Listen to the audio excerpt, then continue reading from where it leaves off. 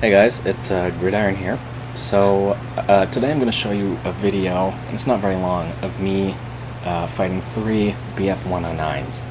Um, and I'm going to actually kill all 3 of them pretty much in a row. The first one comes alone, which you can see here off my right wing, and the other 2 come as a pair.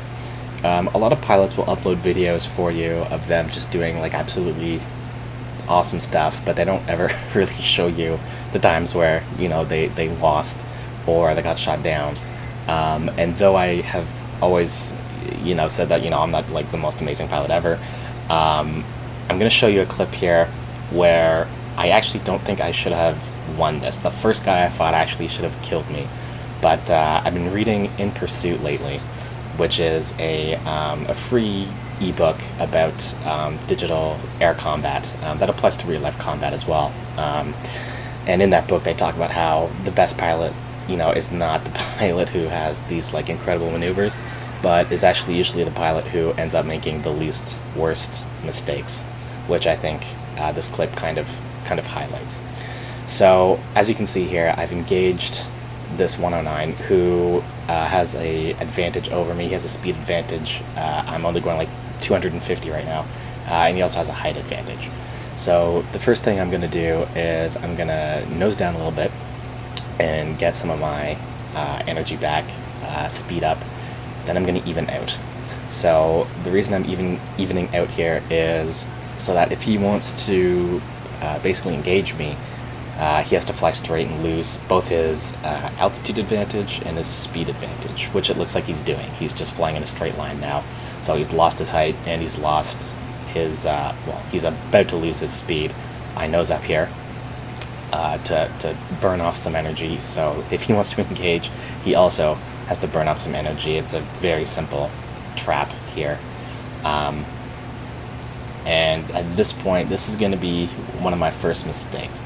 I try to nose up here and, oh, I accidentally tap my rudder a little bit too strongly. My plane stalls out, and now I'm caught basically completely vertical.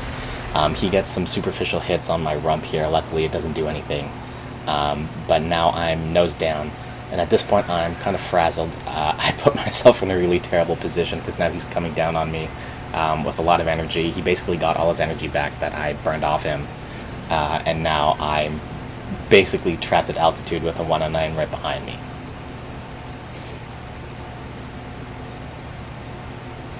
And he's going to open fire here. And luckily he is not a very good marksman because he misses everything at almost point blank range.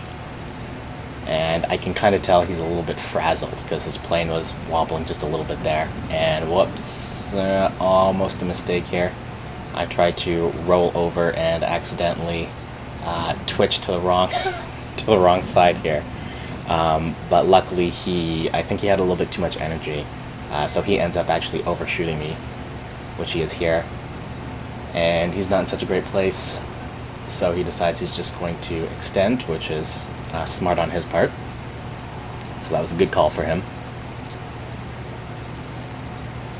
So now the situation basically resets. He's reset the situation, so that was probably his best move. And this is actually a problem in this pilot's mentality. He's going to do this again, and it's going to end up allowing me to kill him. But he basically blasts himself off. He ruins his extend by blasting himself off into orbit. Now the Yak-1B has really good energy retention in these kinds of scenarios, so he, as you can see here, he has lost all his energy. He dives back down to try to gain it back and try to do another extend. I just take some pot shots. My convergence is 400, by the way, which completely changed the game. I learned that from Sheriff, and I've been hitting way more now with my convergence at 400. And this is where he really messes up. He shoots himself back into orbit, thinking that his climb rate will save him, and he basically trusted his plane too much. He completely ignored the energy advantages and disadvantages, or I should say the states between the two planes, and I basically just get to fill him with lead. And there he goes, he's down.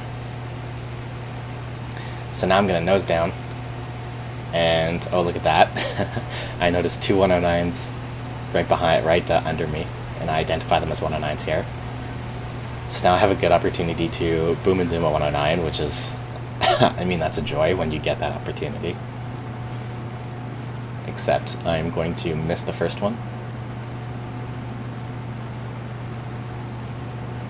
Yeah, I can't pull up hard enough to hit him.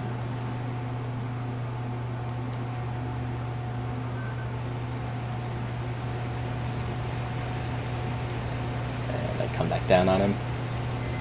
I think this is going to continue for a short while.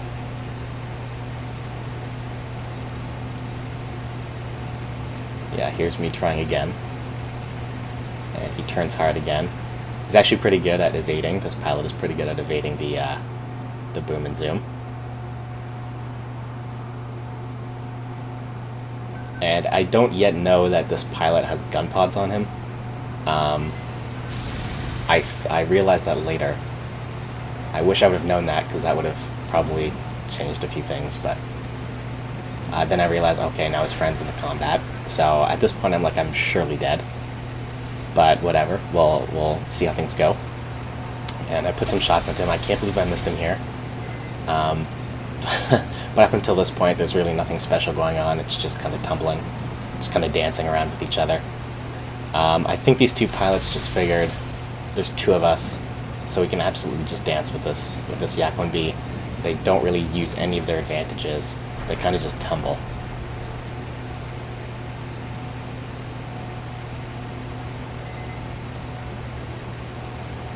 And we just end up we keep going, we keep scissoring like head to head basically.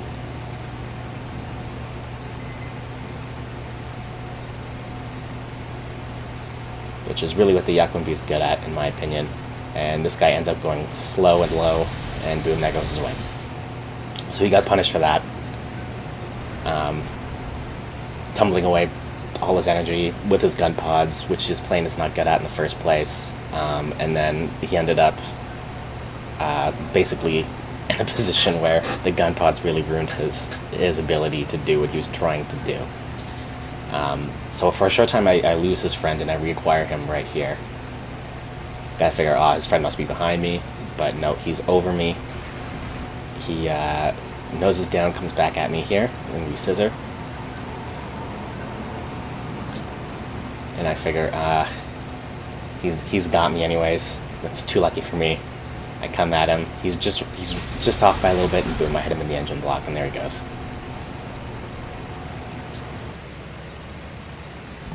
So, in conclusion, the first guy lost because he ignored the situation and trusted his plane being better than it was. The second guy lost because he put his plane in a situation it does not excel, trusting the 2 versus 1 too much. And the third guy lost because he accepted scenario after scenario that wasn't necessary. He really could have just bullied me from altitude with the time his friend had given him to climb. I hope this illustrates what I was trying to demonstrate, which is the whole idea of, the least worst mistakes. Let me know if you liked it, like and subscribe. Thank you guys. Bye.